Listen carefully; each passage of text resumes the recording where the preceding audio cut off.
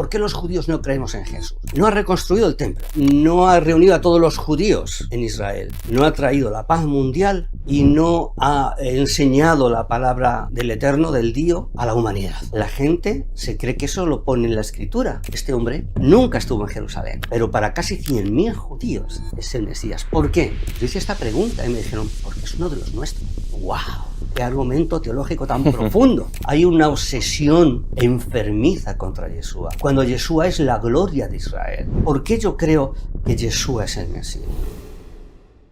Pues, Rabino Mijael, un placer otra vez por aquí. Igualmente. Después del éxito que tuvo la primera entrevista, he querido hacer una segunda parte y centralizada sobre todo en el papel del Mesías, porque es algo que a mí me llama la atención. O sea, yo no soy religioso, pero ese papel del Mesías, Jesús, Yeshua, como quieran llamarlo, si existió de verdad esa figura histórica, y yo creo que sí, me parece fascinante. Y creas o no creas que 2000 y pico años después se sigue hablando de esa persona, pues algo hizo, ¿no? Algo hizo, y algo bien o mal. Yo creo que si se sigue hablando, si se sigue predicando o enseñando su vida, sus enseñanzas y demás, 2000 y pico años después, pues creo que es importante esa figura, independientemente de que seas religioso o no. Entonces, vamos a centrar la entrevista en este caso en el Mesías. En tu caso me dijiste que eras un rabino que creía en el Mesías, que creías que el Mesías ya había venido y que ese Mesías concretamente era Jesús, ¿no? Si quieres, vamos a contextualizar un poco y vamos a explicar por qué tú como rabino crees que el Mesías ya vino y especialmente que es Jesús o Jesús. Bien. Bueno, primero decir que la figura del Mesías, o como el cristianismo diría, el Cristo, ¿no?, que es la traducción griega de Masías, que es la palabra en hebreo, no es una doctrina cristiana, ¿de acuerdo? El judaísmo lleva esperando al Masías, entendiendo judaísmo. Después vamos a contextualizar lo que es el judaísmo, ¿vale? Pero como parte central. O sea, la figura del Mesías es parte central. Sin la figura del Mesías, sin el Mesías, lo que hoy denominamos judaísmo no tendría ningún sentido. Fíjate si es importante, ¿de acuerdo? Tan importante que grandes rabinos a través de la historia han hablado del Mesías. Las comunidades judías tienen una serie de principios de fe, ¿no? Esos principios de fe los escribió Maimónides en el siglo XII, un rabino cordobés. El Rambán se le conoce, no es un acróstico o acrónimo de Rabbi Moshe ben Maimón, ¿no? Y en el último punto de esos principios de fe dice: yo creo con perfecta fe, o con una fe perfecta, en la venida del Mesías, y por mucho que tarde, yo le espero, o yo le esperaré, ¿no? Él murió, ¿no? Digo, Maimónides, y se quedó esperando, aunque él dio fecha de la venida del Mesías. Eso es algo que la gente en el contexto judío ortodoxo no sabe, que Maimónides dio una fecha de la venida del Mesías. Bien, por tanto, la figura del Mesías es fundamental. El judaísmo, si le quitamos esa doctrina, es como un cuento inconcluso, es como una película que no tiene final, ¿no? ¿Por qué? Pues porque el judío lleva sufriendo tanto tiempo que su única esperanza es que venga el Mesías. O sea, no hay un judaísmo que no sea mesiánico. El judío ortodoxo, el judío reformado, todos creen, bueno, con algún matiz, alguna corriente, más que en un Mesías, en una era mesiánica, una era idílica donde todos seamos amorosos y vivamos en un mundo mejor y tal, ¿no? Pero la inmensa mayoría de las corrientes judías creen en la figura del Mesías. El gran problema, o la gran diferencia, es que unos creen, en mi caso, que ha venido por una serie de pruebas, y otros que no ha venido por una serie de prejuicios. Esa es la cuestión, ¿no? Pero indudablemente la figura del Mesías es fundamental dentro de cualquier corriente judía. ¿vale? Por eso hay muchos rabinos de cualquier corriente que dicen todos los judíos somos mesiánicos porque todos esperamos al Mesías. Pues se toma como referencia esos puntos de fe de Maimónides, ¿no? Y en tu caso, ¿por qué crees que el Mesías es Yeshua? Bien. Bueno, ya dije en la entrevista Sí, anterior pero- que había escrito un libro. Me falta la última corrección y llamar a la editora y decir, mira, tengo esto, edítamelo. A mí nadie me edita libros, me los edito yo solo, ¿no? O sea, yo los pago, ¿no? Bien. Son tantas las pruebas, los documentos, que cuando los analizas sin prejuicio, no te queda más remedio. ¿Vale? Me voy a adelantar, ¿no? O sea, un poco me voy a adelantar, pero quiero decir esto para que no se me olvide porque me parece que es importante. A mí en una ocasión, alguien muy importante de la comunidad judía de Madrid, está hablando de judaísmo todo eso, me dijo, quiero conocerte, quiero que me cuentes quién eres, quién es la comunidad que tú diriges, qué hacéis. Entonces yo quedé con esta persona. Esto es real, ¿eh? O sea, yo lo que digo es real, ¿no? Y entonces quedé con esa persona, le expliqué quiénes éramos, quién era yo, tal. Y después de estar hablando como una hora, me dijo, yo no tendría ningún problema en reconocer que Jesús es el Mesías de Israel. Dice, pero no es una cuestión que me competa a mí. Yo no soy quien para decir públicamente que Jesús es el Mesías, que Yeshua es el Mesías, ¿no? ¿Por qué digo esto? Pues porque hay muchos que creen en esto, pero no se atreven por miedo a todo el gran mundo religioso que hay dentro del judaísmo ortodoxo. Bien, ¿por qué yo creo que Yeshua es el Mesías? Bueno, mejor tendríamos que quizás enfocarlo al revés. ¿Por qué el mundo judío actual, el oficial, el tradicional, no cree que Yeshua o que Jesús sea el Mesías? No. Bien, primero tendríamos que definir qué es judaísmo para entender un poco, ponernos en contexto. Lo que nosotros llamamos judaísmo no existe. ¿Vale? Es como si yo hablo de madridismo. Madrid, madridismo. Judá, judaísmo. Asturianismo. Galleguismo. Nosotros no encontramos en la Biblia hebrea, ni siquiera en la Biblia cristiana, con los añadidos de la Iglesia Católica del Tercer Concilio de Cartago, no encontramos judaísmo como una religión, sino como la pertenencia a una provincia romana, la provincia romana de Judea, o Judá, ¿no? Bien, lo que hoy se denomina judaísmo es fariseísmo.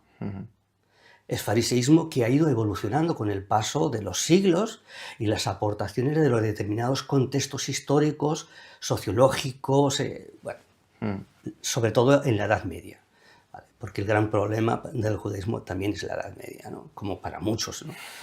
¿Vale? Entonces, lo que nosotros nos encontramos hoy en día y que denominamos judaísmo es fariseísmo.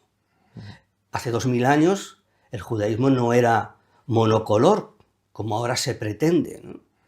Sino que había diferentes corrientes teológicas. Teníamos los saduceos, vetusianos, esenios, fariseos. Dentro del fariseísmo había dos corrientes, la escuela de Gilel y la escuela de Samai. Lo que nos ha llegado ahora mismo, a día de hoy, es fariseísmo de la escuela de Gilel. Pero nos transmiten eso como que esto es judaísmo. Y si no crees esto, tú ya no eres judío. Eres un hereje. ¿Vale? Es un poco como la Iglesia Católica en los años 50. El catolicismo español o el nacionalcatolicismo, ¿no? Que Franco decía, por ejemplo, ¿no? O sea, el español es católico, el que no es católico no es español. Pues lo encontramos igual, ¿no? O sea, el judío es talmudista, es fariseo, porque el Talmud es la recopilación de las doctrinas del fariseísmo. Si no crees en el Talmud, si no crees lo que yo enseño, tú no eres judío. También lo tenemos en España. El catalán es el que habla en catalán. Si no hablas en catalán, ya no eres catalán. O sea, Intentamos o intentan siempre encasillarnos, ¿de acuerdo? Para que si no crees lo mismo que yo, si no hablas como yo, si no practicas como yo, tú ya no eres. No, perdona. Yo me he convertido al Eterno. No me he convertido a una corriente inventada por hombres hace 2300 años. Yo creo que nadie nace judío o cristiano o católico. Claro. Tú naces pues, del lugar de donde naciste. Tenemos ejemplos de niños que nacieron judíos y en la Shoah, en el Holocausto, fueron dados a familias para que los protegiesen y fueron educados como católicos y hoy en día no saben ni quiénes eran sus padres. Bueno, hay una historia famosa en Polonia de una mujer que escondía a los niños, que las actas las escondió en una lata, en la tierra, en un jardín, y por eso se supieron quiénes eran los niños, pero bueno, son historias esas que hay tantas y tantas, ¿no? Entonces, ¿por qué yo creo que Yeshua es el Mesías? Bueno, mejor dicho, como te decía, ¿por qué la gente farisea no cree que Yeshua sea el Mesías? Mira, hoy se enseñan 4 puntos. Supongo que lo habrás visto por internet. ¿Por qué hay artículos, ¿no? del diario Aurora que salen a Islatino y tal, ¿no? ¿Por qué los judíos no creemos en Jesús? Porque no ha cumplido 4 cosas fundamentales importantes, ¿no? No ha reconstruido el templo, dicen, ¿no? No ha reunido a todos los judíos en Israel. No ha traído la paz mundial y no ha enseñado la palabra del Eterno, del Dios, a la humanidad. Claro, la gente se cree que eso lo pone en la Escritura. No lo pone en la Escritura. Eso lo escribió Maimónides en el tratado Misné Torah y en la sección Reyes y Guerras, ¿no? Entonces, él escribió eso. Y como el judaísmo de hoy en día tiene a Maimónides como si casi fuese Mosé, Maimónides, Rashi, bueno, pues son referentes teológicos para el judaísmo fariseo actual. Estamos hablando de un documento de la Edad Media, ¿de acuerdo? 1000 años después de la asistencia del Mesías. Claro, ¿vale? Entonces, claro, si yo me quedase en Maimónides, si nos quedásemos en Maimónides, ¿qué ocurre con todo lo que se escribió anteriormente? Porque oficialmente el Talmud es Torah oral. Claro, pero Maimónides no escribió en el Talmud. Maimónides era un talmudista, un hombre como otro cualquiera, que cometió errores como otro cualquiera. Ya he dicho al principio que Maimónides dio la fecha de la venida del Mesías. Es más, casi un contemporáneo de él, Abraham Abulafia, dijo: yo soy el Mesías.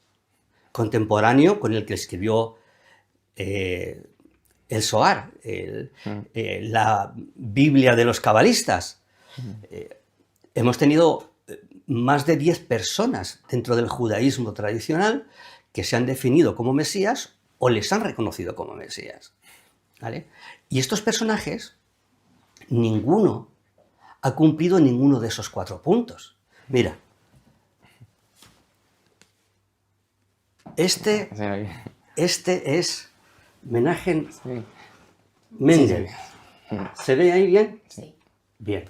Aquí pone Mosías, porque es Askenasi, han puesto Mosías en vez de Masías, pues los Askenasi pronuncian la A como siempre, ¿no? Y la S la comen, la se va, ¿no? Entonces, aquí pone Masías. Bien, dice, ¿esto qué es? Bueno, esto es una de los millones de tarjetas que circulan por Jerusalén. Esto lo hay también en tamaño póster, llenando las calles de Jerusalén. Y banderas amarillas con una corona, que es el símbolo de Jabal Lubavitch. Hay casi 100.000 personas dentro del judaísmo hasídico que dicen que este hombre es el Mesías. Entonces, que me digan que el judaísmo espera al Mesías, ¿quién? Porque el último Mesías oficialmente es este. Digo oficialmente porque hay casi 100.000 personas. Hace unos años surgió otro personaje, ¿no? Que decían que si era el Mesías porque decían que se sabía el Talmud de memoria, ¿no? O sea, bueno. Bien. ¿Qué rabinos, qué Mesías del siglo XVII, del siglo XIII, del siglo XII, del siglo XX han cumplido uno solo de estos puntos. Este hombre nunca pisó Israel, nunca estuvo en Jerusalén, pero para casi 100.000 judíos este hombre es el Mesías. ¿Por qué? Yo hice esta pregunta y me dijeron, porque es uno de los nuestros. ¡Wow! ¡Qué argumento teológico tan profundo! Como es de los míos, no tiene que cumplir ninguno de esos puntos. ¿Por qué? Porque parece ser que esos 4 puntos fueron escritos para que se pudiese desechar a Yeshua. Y esos puntos, con la escritura en la mano, caen por su propio peso. ¿Por qué? Pues mira, el primer punto, reconstruir el templo, ¿no? El Mesías tiene que reconstruir el templo. Lo que no dicen es que los rabinos de hace 2000 años esperaban que el Mesías viniese al templo. El Mesías tenía que entrar en el templo. Por eso dicen, lo tiene que reconstruir. ¿Por qué? Porque tiene que entrar. Cuando en el siglo I los rabinos vieron que el templo había sido destruido, lo que se les ocurrió decir es que el templo ha sido destruido y la profecía ha fallado. ¿Cómo va a fallar la profecía? ¿Cómo va a fallar la palabra del Eterno? En todo caso, vosotros no aceptasteis al Mesías, que es diferente. ¿Vale? Entonces, bueno, tiene que reconstruir el templo. Claro, para nosotros enfocarnos en este primer punto, tendríamos que ver por qué está el templo destruido. ¿De acuerdo? Porque el templo no está destruido porque el Mesías no haya venido. Si nosotros analizamos con una Torá, con un Tanaj en la mano, vemos que quien tiene la autoridad exclusiva sobre el tabernáculo, aquella tienda desmontable, o el templo después que construye Salomón, no es ningún humano. El que dice cómo tienen que ser las bases, las columnas, las telas, las argollas, todo, absolutamente todo, es el Eterno. Le dice a Mosé, tenéis que hacerlo así. Y ellos lo hacen. ¿Quién va a transportar esta parte? ¿Quién la otra? ¿Qué tribu va a ser la que se va a encargar exclusivamente de llevar esto y no podéis cambiar los papeles? No, o sea, es imposible. O sea, si ves eso, ¿no? Si ves que David dice, ¿cómo es posible que yo viva en un palacio y el arca de la alianza esté en una tienda desmontable? Voy a construir un templo. Y dice el Eterno, ¿dónde vas? Esto no depende de ti. Tú no, porque tú eres un hombre de guerra. Tiene que ser un hijo tuyo, tiene que ser un hombre de paz. Salomón, significa hombre de paz. Entonces, él construye.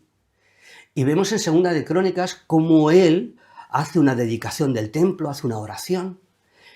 Y en el capítulo 7, el Eterno le contesta y le dice, si tú eres fiel a mi palabra, si el pueblo de Israel es fiel a mi palabra, en cualquier parte del mundo donde tú estés o alguien dirija una oración, yo la escucharé y responderé positivamente.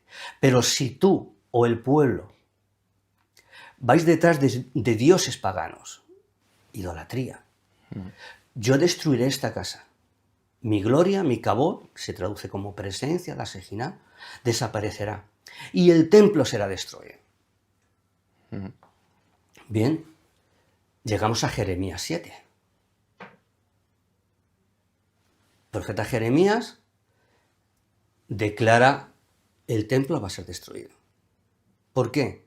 Porque estáis sacrificando niños a Moloch. No solamente el 7, fíjate, cuando te estaba esperando, pues resulta que me he puesto a leer un poco y por casualidad he encontrado Jeremías 13 y dice, así me dice Adonai, ve y cómprate un cinto de lino y cíñelo a tus lomos, pero que no lo toque el agua. Compré pues el cinto conforme a la palabra de Adonai y lo ceñí a mis lomos. Y vino mi palabra de Adonai por segunda vez diciendo, toma el cinto que has comprado, que está en tus lomos, y levántate, ve al Éufrates, y escóndelo allá en una hendidura de la peña. Fui pues y lo escondí junto al Éufrates, como Adonai me había mandado, y al cabo de muchos días me dijo Adonai, levántate, ve al Éufrates y toma el cinto que te mandé esconder allí. Fui pues al río y cavé y tomé el cinturón en el lugar donde había escondido, y el cinturón se había podrido y no servía para nada. Entonces tuve revelación de Adonai que decía, Así dice Adonai, así reduciré a podredumbre la soberbia de Judá y la gran soberbia de Jerusalén. Este pueblo malo que despectivamente rehúsa oír mis palabras, que anda en la dureza de su corazón, yendo tras otros dioses para servirlos y postrarse ante ellos. Vendrá a ser como este cinto que ya no sirve para nada, porque como el cinto se junta a los lomos de un hombre, así hice juntarse conmigo a toda la casa de Israel y a toda la casa de Judá, dice Adonai, para que fueran mi pueblo, mi renombre, mi alabanza y mi gloria. Pero ellos no quisieron escuchar. Ese es un texto más, ¿no? O sea, hay infinidad de textos. Sacrificaban bebés vivos. Al sur de Jerusalén, lo que ahora es una zona donde hacen conciertos, con gradas y tal, es el Valle de los Hijos de Ginón, ¿no? O el Valle de la Matanza. Allí se sacrificaban bebés, los metían vivos en una escultura con forma de toro por la boca y le prendían fuego debajo, mientras tocaban tambores. Bum, bum, bum, ¿no?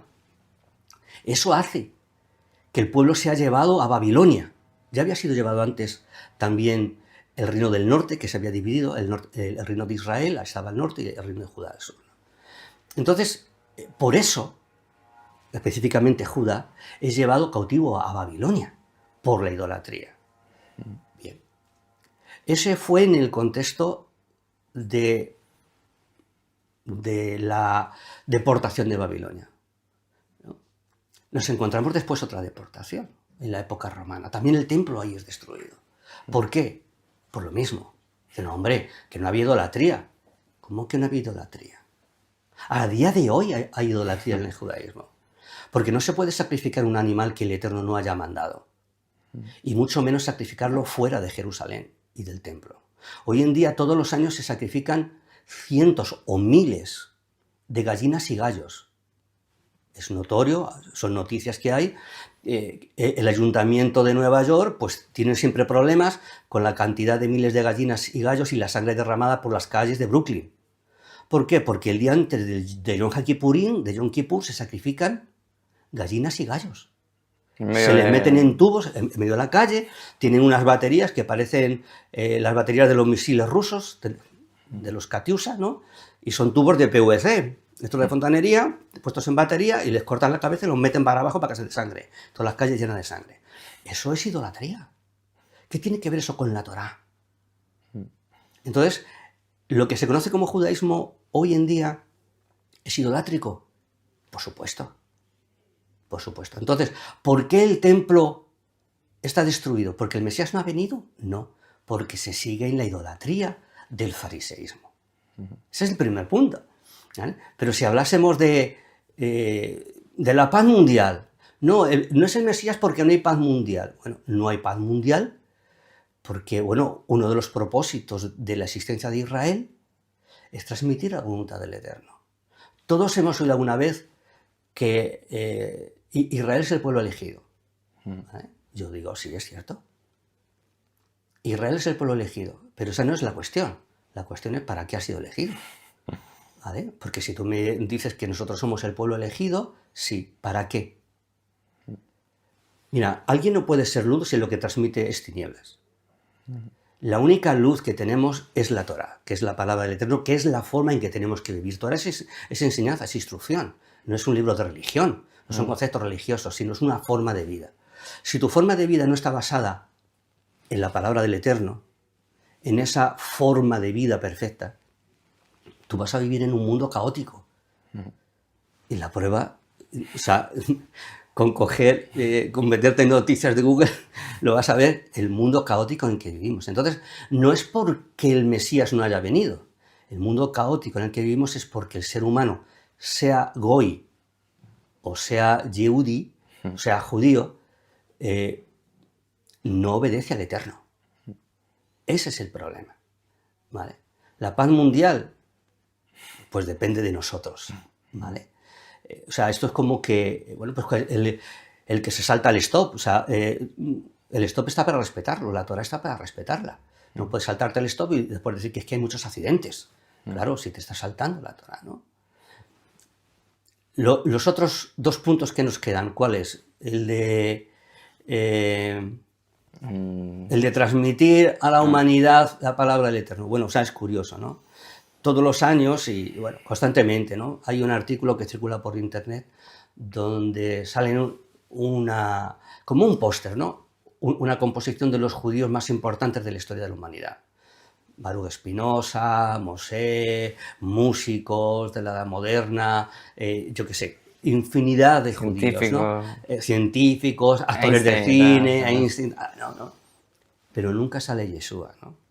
¿Habrá algún judío en la historia de la humanidad más famoso que el cristianismo llama a Jesús y que nosotros decimos que su madre llamaba a Yeshua? No hay un judío más importante. No hay otro. Pero hay una obsesión con él, ¿no? El judaísmo fariseo tiene un problema con el Mesías, una falta de comprensión. El judaísmo tiene un problema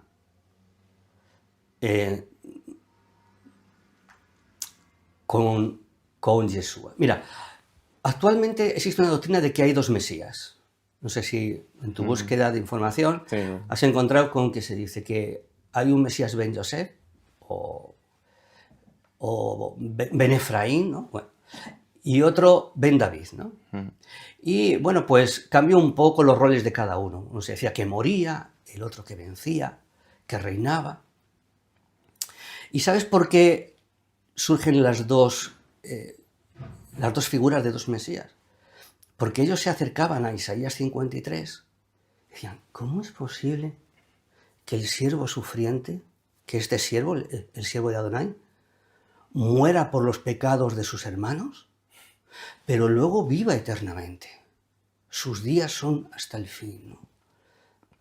¿Cómo puede morir y cómo puede reinar para siempre? Entonces dijeron, son dos diferentes, ¿no? Y claro, si son dos diferentes y el Mesías tiene que reconstruir el templo, ¿cuál de los dos no es el Mesías? Porque uno tiene que morir y otro tiene que reinar. O sea que hay un problema teológico de comprensión porque la única opción que queda es que ese Mesías que muere resucite. Claro, eso es señala sospechosamente a Yeshua, que los discípulos decían, ha muerto públicamente y ha resucitado públicamente. A más de 500 personas se les apareció durante 40 días aproximadamente. 40 días más 3 y más 7. 40 días. ¿Vale? Esa es la contestación a los puntos, ¿no? Pero ¿por qué yo creo que Yeshua es el Mesías? Mira, yo no me quedo en lo que dijo Maimónides, ni me quedo en el judaísmo teológico de Internet, donde escribe cualquiera y parece un erudito, ¿no? Si nosotros nos fuésemos Talmud, Torá oral, que es tradición farisea, pero es lo que creían los rabinos hace 2000 años. Si nos vamos al Tratado Sanedrín, 98a, dice, si cuando venga el Mesías somos dignos, vendrá en las nubes. Y si somos indignos, vendrá montado en un burro, en un asno. Wow. Eso es también una doctrina del cristianismo. Bueno, no, es una doctrina del judaísmo de hace 2000 años. Tan importante es que Sabtai Sevi, uno que dijo que era el Mesías, en el siglo XVII, cuando llegó a Jerusalén, buscó un burro y entró en Jerusalén montando un burro. O sea, que no es una doctrina cristiana, ¿vale? ¿Lo hizo Yeshua? Sí. ¿Por qué? Porque era algo profético. ¿Vale? Hoy en día hay un problema con Isaías 53. O sea, Isaías 53 es un texto contundente sobre el Mesías. Hoy en día se dice que Isaías 53 habla de Israel como nación. Eso es mentira. O sea, no es que sea un error, es mentira. ¿Vale? Porque en el Tratado Sanedrín 98b,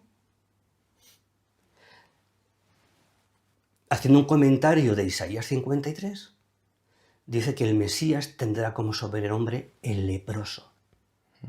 ¿Por qué? Porque en Isaías 53 dice, Él llevará nuestras llagas sobre su cuerpo, ¿no?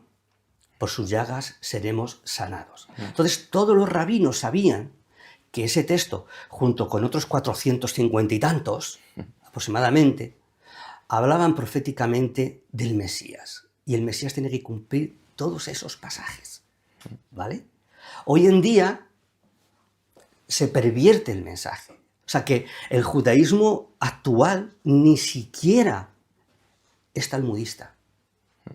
Lo que se enseña es otra cosa, ¿vale? Hay otro dato súper importante. Bueno, hay un tratado. Bueno, son los midrashim. Los midrashim son estudios que los rabinos, o sea, no son parte del Talmud, sino son estudios profundos, ¿no?, que los rabinos pues hicieron en su día. Hay un estudio, un midrash sobre el libro de Ruth, que se concluyó de escribir las aportaciones que los rabinos introducían sobre el siglo VI. O sea, estamos hablando, fíjate, de 1400 años aproximadamente, ¿no?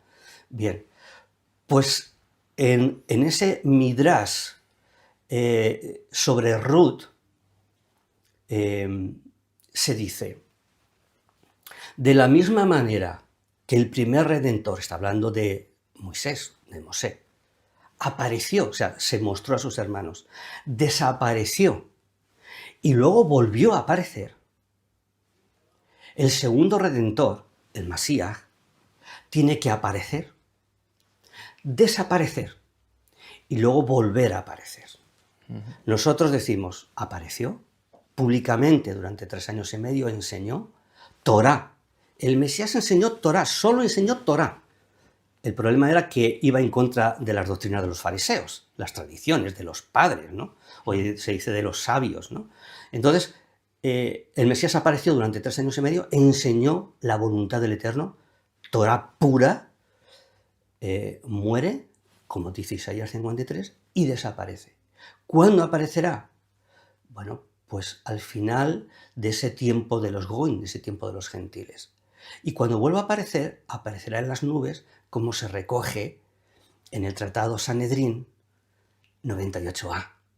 Y entonces volverá a aparecer de una manera análoga a Moisés. Estos solamente son unos datos, o sea, en el libro que editaré con el favor del Eterno hay muchísimos más datos, muchísimos más, ¿no? O sea, la evidencia es abrumadora. Entonces, lo que no sería lógico es, con todos estos datos del judaísmo de hace 2000 años, o del fariseísmo de hace 2000 años, que no es igual que el fariseísmo de ahora, porque en aquel momento estaban más obsesionados con descubrir al Mesías, que ahora que el énfasis es ¿quién no puede ser el Mesías? Puede serlo cualquiera. El Rebbe de Lubavitch, Sabtai Sevi, que durante 200 años hubo seguidores de él, ¿no?, y de su hija, ¿vale? Pero cualquiera puede ser el Mesías menos Yeshua. Entonces, ahora mismo hay corrientes donde están esperando, claro, y tienen un serio problema, porque si el que lo espera es sefardí, el Mesías tiene que ser sefardí. Si es de Chabad Lubavitch, tiene que ser de Chabad Lubavitch. Entonces tienen un problema hasta entre ellos, porque no van a reconocer a alguien que no sea de su cuerda, que no sea de su grupo, de su secta. Ese es el problema. Entonces ellos tienen un problema de integridad, de sometimiento. Bueno, hemos leído lo que dice Jeremías 13, ¿no? 12 también. El 12 también es demoledor. Ese mismo espíritu que había de no obedecer al Eterno, lo tenemos hoy en día. Claro, a mí eso no me vale. Porque yo soy temeroso del Eterno. ¿Recuerda la expresión que te dije en la entrevista anterior? Yo soy un temeroso del Eterno. Entonces, a mí lo que digan los hombres me da igual. Hombre, si concuerda con lo que dijo el Eterno, me parece genial. Y ahí me tendrá a su lado esa persona o ese maestro. Pero si va en contra de la Torá, si es una tradición farisea que ha ido evolucionando, ahí no me vas a encontrar. No me vas a encontrar enseñando Talmud como palabra del Eterno, porque entonces estaría cayendo en sus mismos errores y al final acabaría diciendo que Yeshua no es el Mesías, porque puede serlo cualquiera menos él.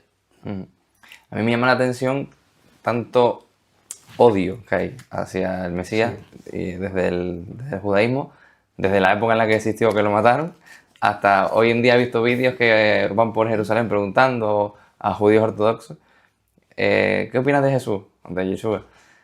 Y muchos ni responden, se van cuando escuchan esa pregunta, ¿sabes? Claro. Pudiendo responder simplemente, mira, pues no creo por esto, por lo otro, sino se van. El judaísmo de origen fariseo, lo que conocemos como judaísmo ortodoxo y todos los que han ido evolucionando a raíz del siglo XIX. O sea, en el siglo XIX el judaísmo fariseo sufre escisiones, ¿vale? Como influencia del mundo protestante, en el contexto de Alemania, de Polonia, surgen corrientes reformadas, conservadoras, lo que hoy se conoce como judaísmo masortí y tal.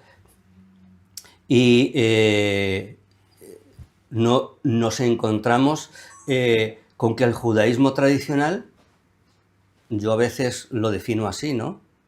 Tienen un trastorno obsesivo-compulsivo, ¿vale? Porque si tú coges la Torá, con la Torá en la mano, tú no puedes aceptar acusación contra otro judío si no tienes testigos. ¿Qué testigos hay contra Jesús si estamos en el 2025?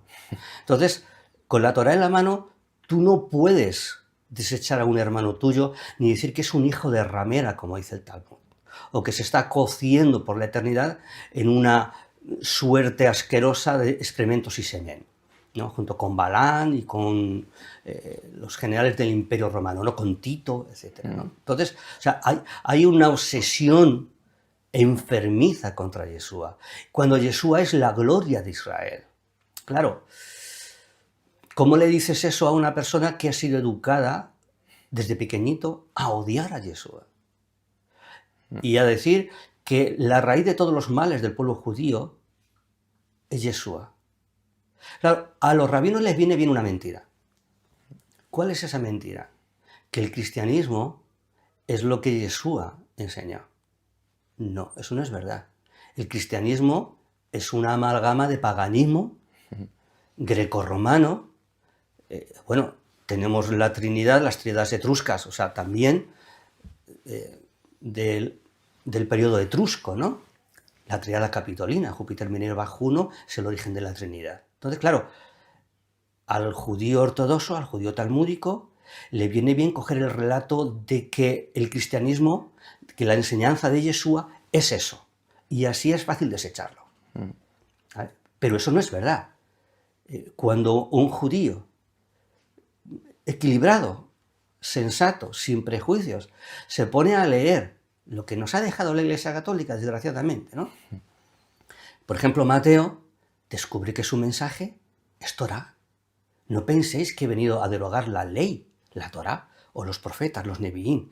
No he venido a derogarlo, sino a que lo cumpláis.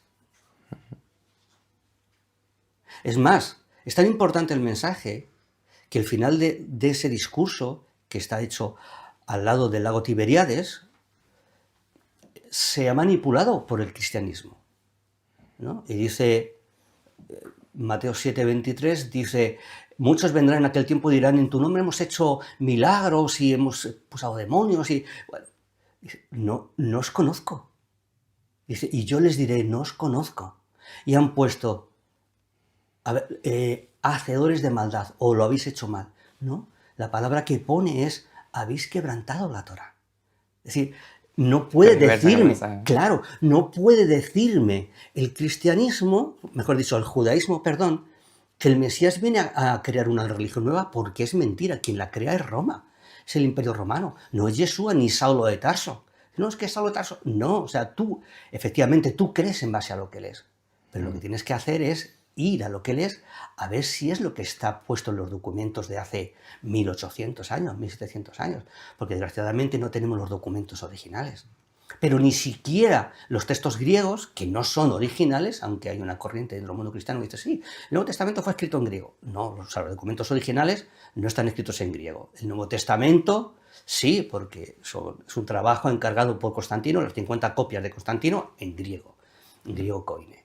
¿Vale? Entonces, te das cuenta que el mensaje de Yeshua ha sido adulterado por el cristianismo, y al judaísmo fariseo le viene bien porque así tiene la coartada teológica perfecta para decir que Yeshua es un hijo de ramera, que ha pervertido la Torá y que es el gran corruptor del mensaje y que su enseñanza iba en contra de la Torá. No, en contra de la Torá va el cristianismo y en contra de la Torá va el fariseísmo, o llamado judaísmo ortodoxo.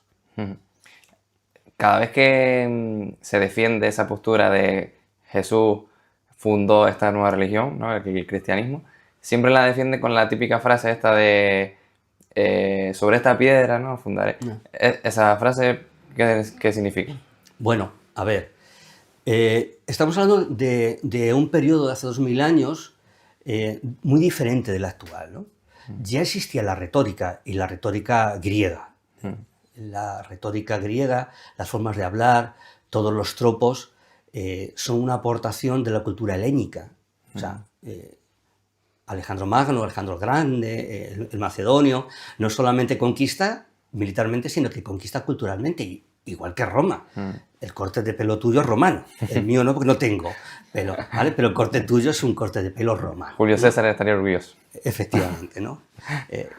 Bueno, y Nerón, pero bueno, vamos a dejarlo así, ¿vale? Entonces, bueno, pues hay una forma de hablar, o sea, yo tengo una forma de hablar, todos tenemos hoy en día retórica, ¿no? La forma de transmitir, la forma de comunicarnos, ¿no? Entonces, si nosotros vemos el contexto es, salen de Cesarea, de Filipo, una ciudad gentil, ¿vale? Cesarea o Cesarea, no está hablando de César, ¿no? Entonces dice, ¿quién dicen los hombres que soy yo? Entonces, unos que Jeremías, otros que Isaías, otros que alguno de los profetas y tal, ¿no? A ver, pues la gente dice, wow, ¿qué es esta nueva doctrina? Ya habían surgido varios personajes que decían que era el Mesías, violentos, que asaltaban fortalezas romanas, bueno, no había soldados romanos. ¿Vale? Un gran error es pensar que Roma tenía soldados en aquel momento en Judea. No, eran fuerzas auxiliares samaritanas que odiaban a los judíos muchísimo más que los romanos. Los romanos aparecen, o sea, las legiones romanas, la 10ª legión ferrata aparece cuando se levanta la primera revuelta contra Roma en el 64, ¿no? Entonces, ellos salen de allí, de Cesarea, y dicen, ¿quiénes son? Entonces, pues eso, la nueva noticia, ¿no? Este rabino, ¿no? Dice, o uno de los profetas, ¿y vosotros quién decís que soy yo? ¿Sí? Tú eres el Mesías, tú eres el Ben Elohim. Claro, si tú dices hijo de Dios, pues puedes caer en el error de creer que la expresión hijo de Dios es como decir el hijo del rabino, o sea, genéticamente hablando. Es un título. Hemos hablado antes del leproso, ¿de acuerdo? Pero es que el Mesías tenía muchos títulos. El leproso, el Ben Elohim, el hijo de Dios, el Ben Adán, el hijo del hombre, el iluminador, que tenía que traer la luz a las naciones. Había muchos títulos. Entonces, tú eres el hijo de Dios es un título muy conocido y muy utilizado, ¿no? El hijo del Dios viviente. El Ben Elohim, ¿no? O sea, es parte de la retórica de aquel contexto. Y tenemos que entenderlo como ellos lo entendieron, no como nosotros lo entenderíamos cuando dicen, no, este es mi hijo. ¿Vale? Bien. Y entonces el Mesías le dice, haz rey, feliz, bienaventurado eres, porque esto no te lo ha enseñado nadie. O sea, no es el producto de una enseñanza de un rabino, sino que el Eterno te ha inspirado. Y yo te digo, es parte de la retórica, ¿no? O en verdad os digo, ¿no? También es un hebraísmo de aquella época, ¿no? Yo te digo que tú eres Kifa, roca, y sobre esta piedra yo edificaré mi Keilah, o construiré mi Keilah. ¿Qué es la piedra? La afirmación de Kifa. ¿Cuál es la afirmación? Tú eres el Mesías. Porque decir Ben Elohim es decir, eres el Mesías. Entonces dice, tú eres Kifa y sobre esta respuesta que tú me has dicho, yo voy a crear, vamos a denominarlo mi grupo, porque no es iglesia. Ellos no utilizaban griego, ellos hablaban arameo, ¿vale? Pero vamos a utilizarlo en hebreo, Keilah, su grupo. todos los rabinos tenían un grupo, a los que se llamaban oraciones, doctrinas, prácticas. Cuando al Mesías le dicen, maestros, rabino o maestro, enséñanos a orar, eso es una mala traducción. ¿Cómo un judío va a decir, enséñanos a orar? O sea, si llevas orando ya 1500 años, enséñanos una oración, porque todos los grandes rabinos, maestros, enseñaban oraciones peculiares, específicas de cada grupo, ¿no? Entonces, mi grupo, mi gente, los que me siguen, mis talmidín, mis discípulos, tendrán como cimiento que yo soy el Mesías, que es la respuesta de Kifa. Eso es lo que significa. Se interpreta un mensaje de tantos años. Claro, es que si tú lo interpretas fuera del contexto judío de la época, no tiene ningún sentido. Te lo tomas literal a día de hoy. Claro, o sea, estarías cayendo, como se cae tantas veces en el mundo religioso, en un anacronismo. Porque tú no puedes entender algo que fue escrito hace 2000 años con tu cultura o con tu idioma. La gente no investiga. El idioma original no lo tenemos en arameo, efectivamente. Pero es que ni siquiera las Biblias... O sea, nosotros tenemos un problema con las Biblias. La gente se cree que la Biblia... Bueno, yo tengo aquí una Biblia que no existe ya, ¿no? Que es la nueva... o sea, la tercera edición de la Biblia textual. No existe, ¿no? Porque es peligrosa. Por eso no la han vuelto a editar hace ya muchos años, ¿no? Pero si nosotros cogemos cualquier Biblia, nos damos cuenta, nos tenemos que dar cuenta, si somos objetivos, que no son traducciones, son versiones. Hasta el Jumás, esa Biblia hebrea, en un solo tomo, con comentarios de los grandes rabinos, en porciones para la lectura semanal, es una versión. Tú te vas al texto hebreo, normalmente en una cara tienes texto en hebreo y el otro en castellano, en el caso del Jumás que nosotros podemos utilizar, y te das cuenta que muchas veces lo que están haciendo es versionar conforme al fariseísmo lo que está escrito en hebreo, pero no es así. En el mundo cristiano, ¿qué han hecho? Han cogido esa versión farisea y la han introducido en el Nuevo Testamento, porque ¿qué cristiano sabe hoy hebreo? ¿Y arameo?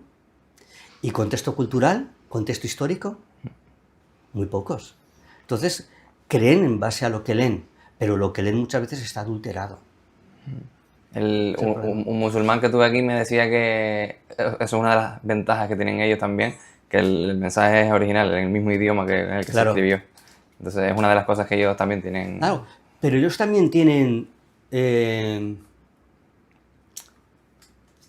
eruditos que traducen y que manipulan. Sí, sí. ¿Vale? O sea, los teólogos del Islam, por eso también hay corrientes dentro del Islam, ¿no? Nosotros tenemos el griego del Nuevo Testamento, pero no es el mismo que el griego de hoy en día. De hecho, hay muchísimas expresiones que están en el Nuevo Testamento que no sabe nadie lo que significan, ¿vale? Porque estamos hablando de un idioma que hace muchísimo tiempo que no se utiliza. Entonces, creen. O sea, que aún así, claro, incluso, fíjate, o sea, el gran problema que tiene el mundo protestante, el Nuevo Testamento. El Nuevo Testamento griego que tiene el mundo protestante, pero no solamente el protestante español, sino también el anglosajón. La versión del Rey Jaime, ¿no? La King James, o la Reina Valera, o la portuguesa, ¿no? La versión de Ferrera de Almeida. Todas provienen de un texto que Desiderio Erasmo de Rotterdam hizo a su capricho, cogiendo de aquí y de allá, y nos dejó una versión griega del Nuevo Testamento, conforme a él le parecía.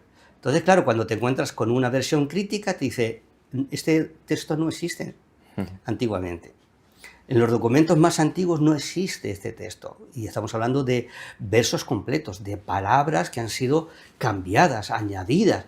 ¿Para qué? Para estructurar una doctrina religiosa. ¿Lo ha hecho el cristianismo? Sí. ¿Y el judaísmo? También. El judaísmo fariseo ha introducido muchísimos cambios en la Biblia hebrea. Claro, por eso no te queda más remedio que investigar. Porque te das cuenta que lo que he leído en Jeremías 13 sigue totalmente en vigor. El hombre corrompe el mensaje del Eterno desde hace miles de años. ¿Te puedes fiar de los hombres? No. ¿Te puedes fiar del Talmud? No. ¿Te puedes fiar del Nuevo Testamento? No. Siempre tienes que estar escudriñando, siempre tienes que estar investigando, viendo los contextos, como te decía antes, geográfico, histórico, político, cultural, todos los contextos, porque si no, te engañan. Te engañan. En el caso de los evangelios, también entiendo que se ha tergiversado el mensaje o se ha mantenido un poco más original. Mira, es notorio, porque hay documentos de Eusebio, uno de los llamados padres de la Iglesia, en donde dice: he estado en la biblioteca de Cesarea, hay otros que hablan de Alepo, y allí me han enseñado el Evangelio a los hebreos.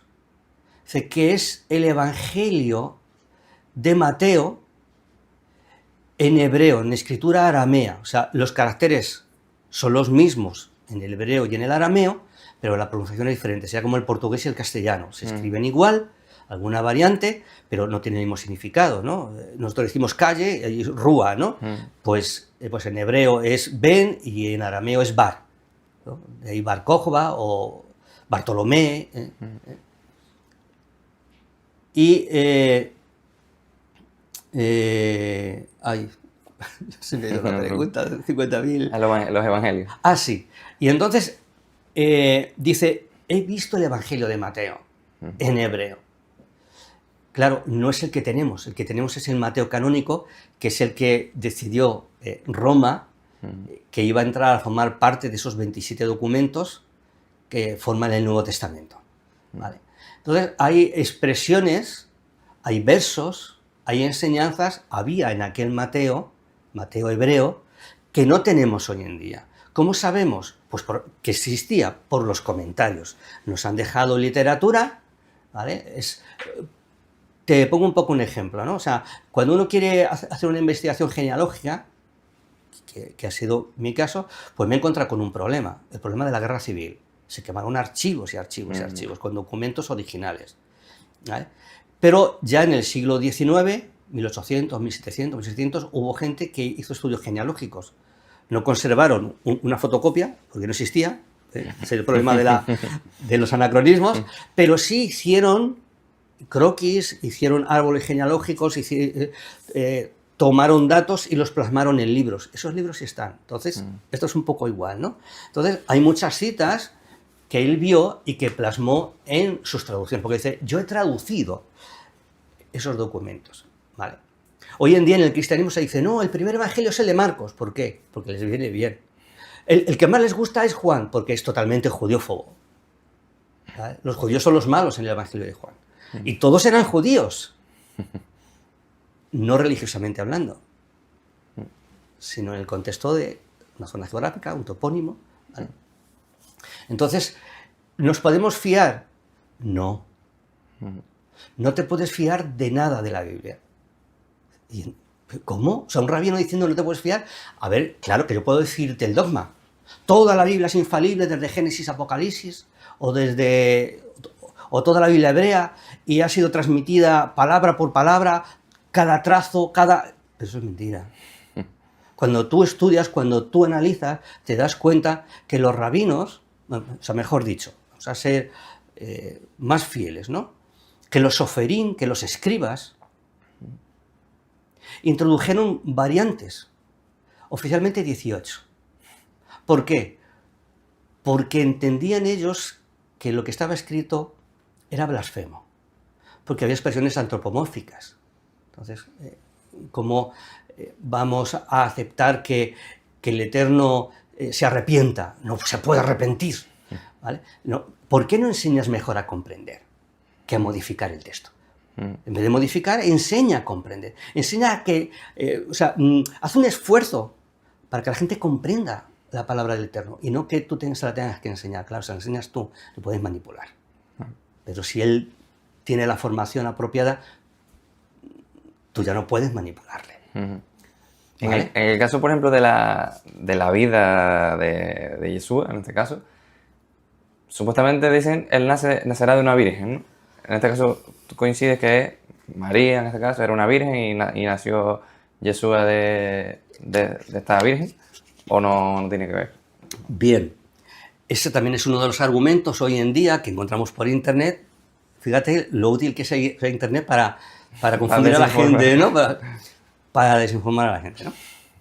Claro, mira, existe un documento que se conoce como la Septuaginta, ¿no? Es una versión que hicieron 72 eruditos judíos, versados en el hebreo indudablemente y en el griego. ¿Cómo podrían estar versados en el griego? Pues porque ya he dicho antes que Alejandro Magno hizo una invasión cultural, de tal manera que por todo Israel, en el Israel de aquella época, no el Israel de ahora, ¿vale? Pues estaba lleno de circos, de escuelas, de gimnasios, donde se adiestraban y luchaban desnudos, como cualquier pagano. Había una corriente también muy importante dentro de la tribu de Leví, o sea, de la gente que estaba en el templo, que se deshacían la circuncisión, volvían a operarse para tapar el prepucio con piel, o sea, bueno, era un caos. Bien, entonces demandaron una copia de los documentos sagrados judíos para la Biblioteca de Alejandría. Claro, tenemos que entender que la Biblia no existía, ni siquiera la Biblia hebrea. Hace 2000 años, los textos sagrados o las Sagradas Escrituras que nos encontramos en la carta de Saulo de Tarso a Timoteo, o cuando Saulo de Tarso se defiende ante el procurador Félix, él hace referencia a la ley y los profetas, Torá y Neviín. ¿Vale? Entonces ellos traducen la Torá y los Neviín originalmente para la Biblioteca de Alejandría. Claro, y allí se encuentra que se traduce Isaías al griego para la biblioteca. ¿Qué palabra utilizaron? Una palabra griega que sin lugar a dudas significa mujer joven y virgen. Nos dicen que es parteno, bueno, ya hemos dicho que el griego a veces... Bueno, joven, una muchachita joven y virgen. ¿Vale? Ahora se dice, no, es simplemente una mujer joven. Claro, pero el texto dice, he aquí yo te voy a dar una señal. Hebreo es ot. Ot se utiliza también para el arco iris. Ot es una palabra que se traduce normalmente como milagro. ¿Vale? O sea, algo que hace el Eterno que es ¡wow! ¿Qué es esto? ¿No? O sea, uno dirá, pero por Dios, ¿qué es esto? ¿Qué está pasando? ¿No? O sea, esto es algo sobrenatural. Bueno, eso es Ot. ¿Vale? Entonces dice, aquí yo os doy una señal. ¿Y la señal es que una mujer joven se quede preñada?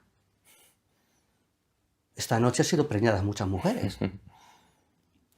Que hay de Ot ahí. Claro, no hay de nada, ¿vale? Realmente lo que sería Ot es que una mujer virgen se quede embarazada, ¿no? Y una jovencita, quizás una niña de 12, 13 años, ¿no? Pero eso es una burrada, Dios no hace eso. ¿Cómo? O sea, tú eres consciente de la tontería que estás diciendo. O sea, hay tonterías pequeñas, medianas y grandes, ¿no? O sea, ¿crees que 600.000 hombres de a pie cruzan el mar con pie en seco y muro de agua a un lado y a otro? ¿Lo crees? ¿Crees que se cruza el Jordán y el Jordán ahí detenido, que coges piedras del fondo del río y las colocas en el lado de Jericó? ¿Eso lo crees? ¿Crees que un ángel, un solo ángel, cuando Sennacherib quiere invadir Jerusalén, en una noche mueren 180.000 soldados de Sennacherib? ¿Lo crees?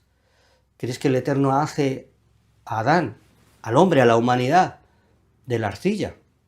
¿Todo eso lo crees? Tu Elohim es poderoso para eso y para todo lo que tú quieras, excepto para que una joven se quede embarazada, porque bajo ningún concepto vas a aceptar que todas esas profecías, que hace 2000 años todos los rabinos decían que marcaban al Mesías, tú no lo quieres aceptar, no quieres aceptar ninguna, ni Isaías 53, ni este texto de Isaías, del principio de Isaías, ni ninguno que hoy en día, digamos, que señala que Yeshua es el Mesías. Más de 450 versos. Hay estudios sobre esto. Versos que los rabinos pensaban que eran mesiánicos o hablaban acerca de la venida del Mesías. Que iban a hacer en Belén era algo notorio. Notorio. Está ahí. Es más, en el Talmud dice, tiene que nacer de la torre de Elder. Fíjate, hay un dato súper interesante, ¿no? Isaías 56.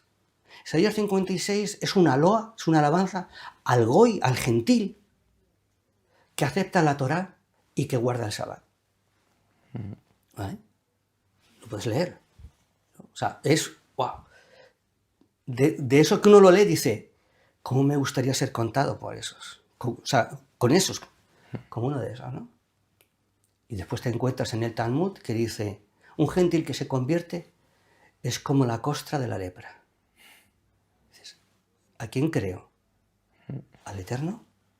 ¿O te creo a ti, que tienes una mente corrupta y que dices que lo que tú te inventas de día, el Eterno tiene que estudiarlo de noche? Eso es una blasfemia. El Talmud está lleno de blasfemias y de aberraciones de todo tipo. Bueno, en el libro explico bastantes, ¿vale? Bastantes. Hay diferentes partes en la vida de Yeshua, desde el cristianismo o el catolicismo en este caso, que nació de una virgen, que hacía milagros, que murió en una cruz, que luego resucitó.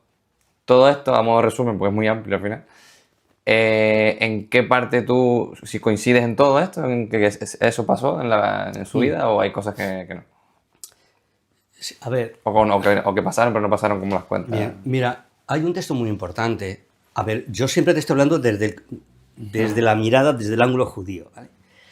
No cristiano. ¿Vale? Yo no soy cristiano. Y ya alguno estará descolocado otra vez. No soy cristiano porque no tengo doctrinas cristianas. Todo lo que estamos hablando son... O sea, el judaísmo de hace 2000 años, ¿no? Bien.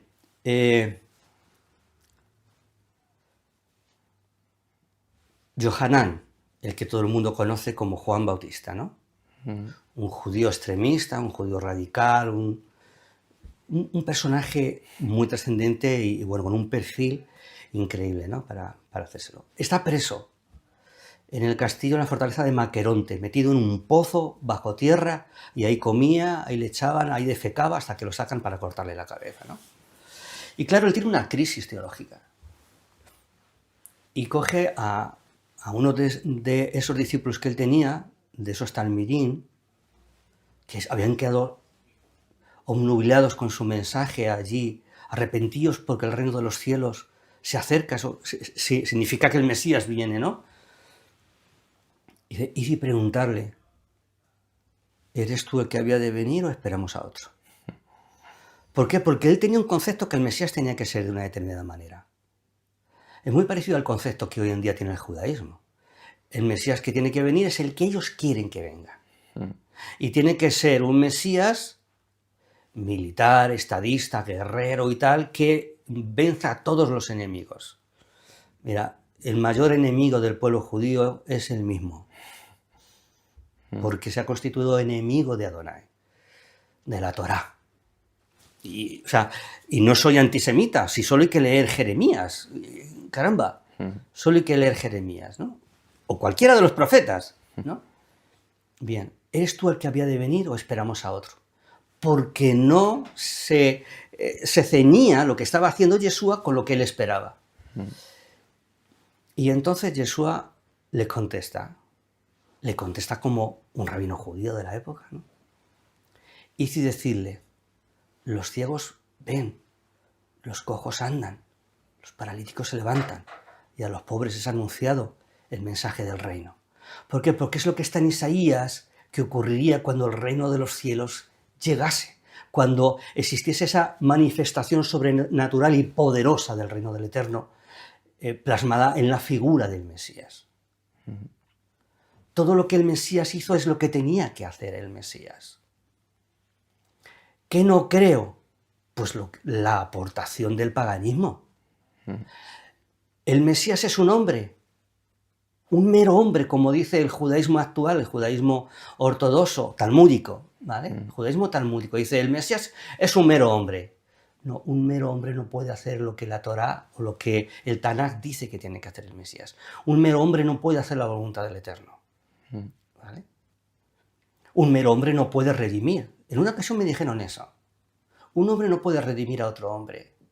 Dije, es cierto, pero ¿y las gallinas que sacrificáis en Yom Kippur? Sí. ¿Vale? Y ahí ya no supo qué decirme, ¿no? Un mero hombre no puede redimir a otro hombre, no puede salvar a la humanidad, no puede redimir al pueblo de Israel. Entonces, un mero hombre no es, pero tampoco es un dios. No hay dioses. No hay varios dioses, no hay 3, ni 25.828. No existe. Solo hay un Elohim. Plural, pero porque nos habla de intensidad. Es un majestático Elohim cuando se refiere al Eterno.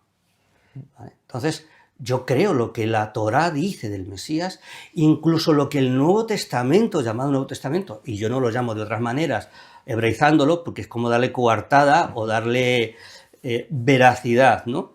El Nuevo Testamento es el Nuevo Testamento porque la Iglesia Católica lo compiló y le llamó Nuevo Testamento, ¿vale? Bueno, pues ya está, pues Nuevo Testamento, ¿vale? Entonces, yo no creo que sea un Dios, porque no hay dioses. No, la Trinidad es un aporte pagano. Tú quitas a Roma de la ecuación, de la historia. Si tuviésemos una esponja de esas que quita los rayajos de los niños en la pared, ¿no? Que le da la esponja mágica y quita, si tuviésemos eso y le diésemos al Imperio Romano y desaparecía la Trinidad. ¿Vale? Es la gran corrupción del mensaje. Entonces, ¿quién es Yeshua? ¿Quién es el Mesías? El Mesías es el Mesías. Es una creación específica del Eterno. Nos guste o no, porque seamos trinitarios, bueno, o sea, cada uno escoge lo que quiere, ¿vale? Pero si nosotros analizamos de una manera objetiva, bueno, pues eso hay que desecharlo. Entonces, pues yo digo que no soy cristiano, porque el cristianismo se basa en la Trinidad. En cualquier artículo que podemos encontrar en Internet, o sea, el fundamento del cristianismo es que Jesús es Dios. No, Yeshua es el Mesías. No, pero es que aquí dice, no, perdona, tú estás interpretando de una determinada manera porque te han viciado en tu comprensión. El Padre y yo uno somos. Claro, ¿qué significa eso? ¿Que son el mismo? No, que hay unidad de criterio. Una esposa y un esposo.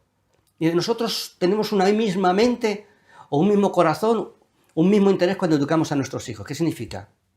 Sí, somos dos individuos que... Claro, no, porque el texto dice, se unirá a su mujer y será una sola carne.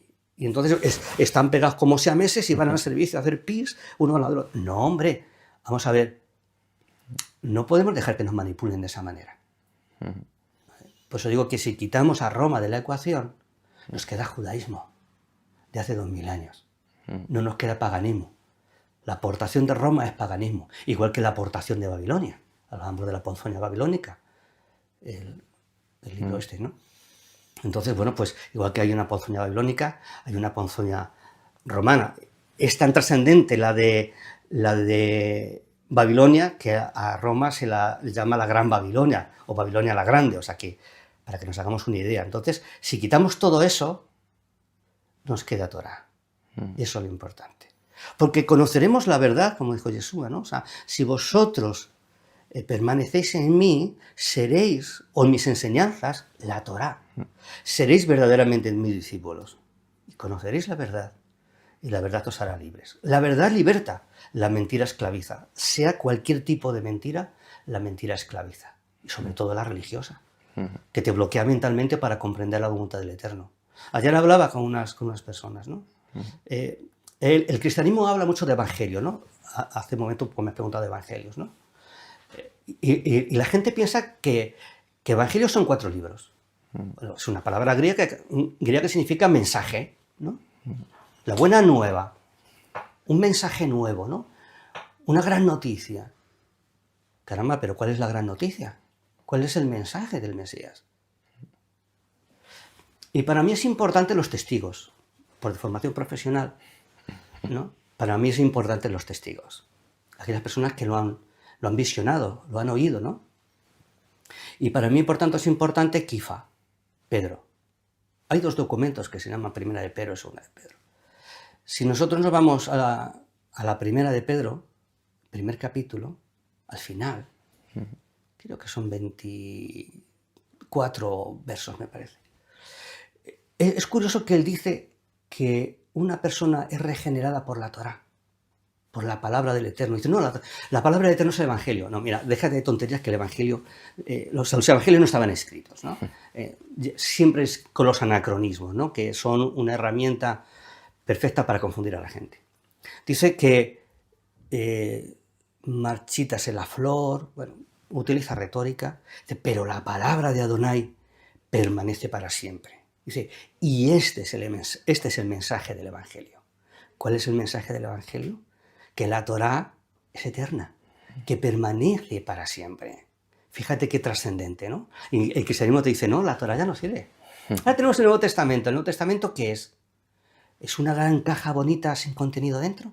¿Es un gran regalo, pero solamente lo importante es el papel y el lazo? ¿Y qué hay dentro? ¿Cuál es el mensaje de Yeshua? El mensaje de Yeshua, lo lea un judío o lo lea un cristiano, que es el mismo, si no tiene prejuicios doctrinales, teológicos, dogmáticos, va a ver que es la Torá. Porque el Mesías viene a decirnos, a los fariseos, seguís tradiciones humanas y vosotros lo que tenéis que hacer es obedecer al Eterno. Si se hubiese hecho caso, el mundo en que vivimos era pluscuamperfecto. Yo, para ir cerrando, Sí. me llama la atención pensar, por ejemplo, si Yeshua estuviera hoy aquí y viera todo lo que has hecho, ¿no? En su nombre en la Iglesia Católica, por ejemplo, todas esas iglesias, esas reliquias que hay, tesoros, esa jerarquía de curas, obispos, cardenales, todo eso, ¿se reconocería en esa iglesia? ¿Sería orgulloso de todo eso? Sería una buena pregunta si lo tuviéramos delante. ¿Tú qué crees, Sergio? Yo creo que no. No, indudablemente no tiene nada que ver. Yeshua, por supuesto, conocía perfectamente las aberraciones babilónicas a día de hoy. O sea, en la Torá está escrito, no pronunciarás dioses paganos. Ahí tienes en el calendario hebreo un mes que es un dios babilónico, ¿no? Empieza por T y acaba por Z. ¿Vale? Tenemos prácticas de fiestas paganas. Purim es una fiesta pagana a Moloch y a Astarte, o a Istar, ¿vale? En la época del Mesías, pues no se habían producido todavía doctrinas, circunstancias, situaciones, contextos históricos que surgieron después. Aunque él advirtió, ¿no?, de la destrucción de Jerusalén, más tarde que sería el templo destruido. Incluso hay profecías sobre que muchos aparentarán hablar en mi nombre, pero lo corromperán todo. Es interesante que dice que tendrán apariencia de piedad, pero lo que les mueve es el dinero. Bueno, contrasta eso con la forma de vida austera de Yeshua y sus talmidín, de sus discípulos. Y mira, no solamente la Iglesia Católica, o sea, el Vaticano, no sé si está en el Vaticano o no está en el Vaticano, ¿vale? Y puedes ver lo pobre que es el Vaticano, ¿no? O puedes fijarte en telepredicadores que viajan en avión y en coches impresionantes. Y bueno, es la manipulación, es utilizar la necesidad que tienen las personas, la necesidad de espiritualidad, para enriquecerse a costa de los incautos. Eso lo tienes ahí, ¿no? Entonces, ¿qué tiene que ver eso con Yeshua? Nada. Mira, hay una afirmación que dijo Saulo de Tarso que dice, prefiero morir. Fíjate, ¿eh? Prefiero morir antes que alguien me quite, vamos a utilizar, mis méritos, ¿no? Los textos han dejado desde como gloria, ¿no? Bueno, mis méritos. Y es que de día y de noche he trabajado con mis manos para no ser carga a nadie. Lo contrastas con los que se enriquecen sacando diezmos, ofrendas, primicias, etcétera, etcétera, etcétera. Y te das cuenta que la enseñanza de Yeshua se ha convertido simplemente en una fuente de ganancia para gente corrupta. ¿Qué tiene que ver eso con Yeshua? Nada, absolutamente nada. Es muy fácil utilizar el nombre de la cruz, hemos ido matando Claro, la gente tiene hambre, por así decirlo. ¿Vale? La gente, el ser humano, necesita, antes hablábamos fuera de cámara, antes de comenzar, ¿no? La gente busca algo que llene su vida, ¿no? La religión no lo hace, pero cuando tú encuentras que hay un mensaje del Eterno para ti, eso está en la Torá. Cuando hay un mensaje del Mesías para ti, con su palabra, con la Torá, pues te llena, satisface tu hambre, tu inquietud. Pero la religión... Yo escuché una vez a un predicador hace ya más de 30 años que decía, mira, si en una iglesia, charlando en un coche, dice, si en una iglesia los hijos del pastor pueden ir a estudiar a la universidad, donde no pueden ir los hijos de la feligreses, ese está engañándolos. Y en el fondo es así, ¿vale? ¿Por qué? Pues porque los discípulos del Mesías tienen que ser los primeros en servir, los primeros en esforzarse, los primeros en sacrificarse. Está escrito, entre los gobernantes de las naciones veis que se enseñorean, entre vosotros no será así. El que quiera ser mayor de vosotros será vuestro servidor. ¿A quién he sacado yo dinero? Yo no vivo yo no vivo mi fe para sacar dinero. Yo tengo mi profesión, mis profesiones, he tenido profesiones distintas. Pero para mí, si yo recibiese dinero por lo que yo hago, por lo que yo enseño, yo estaría pisoteando el mensaje del Mesías. Y antes prefiero morir que perder la vida. Pues, Mijael, un placer. Otra vez, espero que esta segunda parte, pues, cosas que habían quedado en el tintero en la primera, o cosas que no, porque el Mesías lo tocamos en una parte de la entrevista nada más. Pero el 90% de los comentarios era del Mesías, así que por eso lo enfocamos así esta vez. Y nada, espero que sea un éxito también. Bueno, esperamos a los comentarios a ver qué opina la gente, qué críticas hacen. Ya sabes que estoy a vuestra disposición para este tema o para otro tema, lo que queráis. Y a ver si próximamente hacemos otra parte o un debate con alguien religioso también. A vuestra disposición siempre. Pues un placer y muchas gracias. Salón a todos. Bendiciones.